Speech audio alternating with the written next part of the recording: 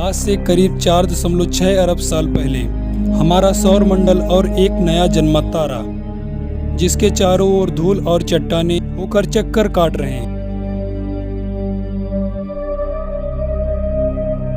यहाँ हमारी पृथ्वी का नामो निशान नहीं है और ये चट्टानें गुरुत्वाकर्षण की वजह से आपस में जुड़ रहे हैं।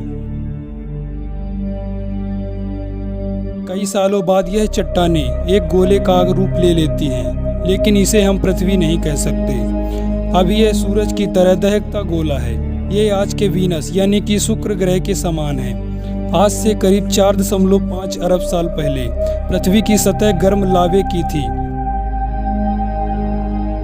और अब पृथ्वी का तापमान करीब 1200 डिग्री सेल्सियस है और धरती पर लगातार एस्टेरॉयड की बारिश हो रही है, जो कि धरती की सतह पर गिरकर नदियों का निर्माण कर रहे हैं।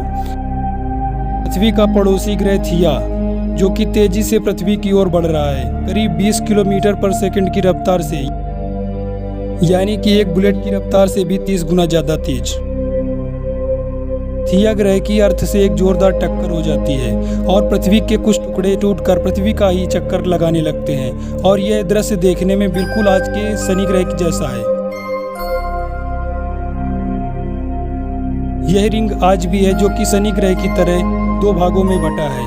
पहला रिंग धरती और चांद के बीच में, दूसरा रिंग चांद के पीछे। और यह रिंग 3000 किलोमीटर चौड़े गोलीय पिंड में बदल रहे हैं और यह हमारा चांद बनेगा। इसमें फिलहाल कोई दाग नहीं है, लेकिन यह हमारे पृथ्वी के काफी नजदीक है। इसका सरफेस अभी बिल्कुल गर्म लावे से बना है। नजदीक होने की वजह से धरती पर यह अपना गुरुत्वाकर्षण बल डाल रहा। करीब 30 लाख साल बाद हमारे सोलर सिस्टम में कुछ ऐसा होने वाला है जिसकी आप कल्पना भी नहीं कर सकते।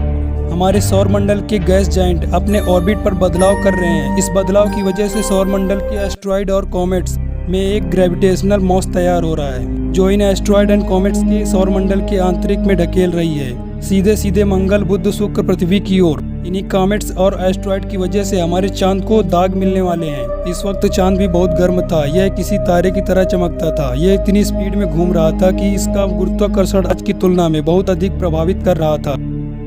हमारी धरती का एक दिन 24 घंटे का नहीं बल्कि 6 घंटे का होता था।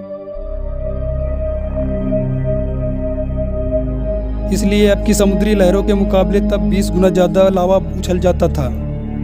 और कुछ सालों बाद चांद भी धरती से दूर जाने लगा और पृथ्वी का लावा भी ठंडा होने लगा।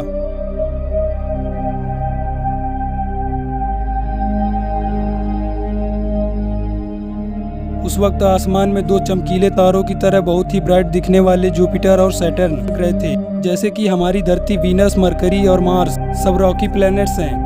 ये ज्यादा समय तक पीले हुए लावा की तरह नहीं रह सकते थे, लेकिन वहीं जुपिटर और सैटर्न असल में गैस जाइंट हैं, जो कि आसानी से लंबे समय तक गर्म रह सकते हैं। धरती के जन्म के समय के काल में जुपिटर का टेम्परेचर 5000 डिग्री सेंटीग्रेड था, सैटर्न का टेम्परेचर 3000 डिग्री सेंटीग्रेड था।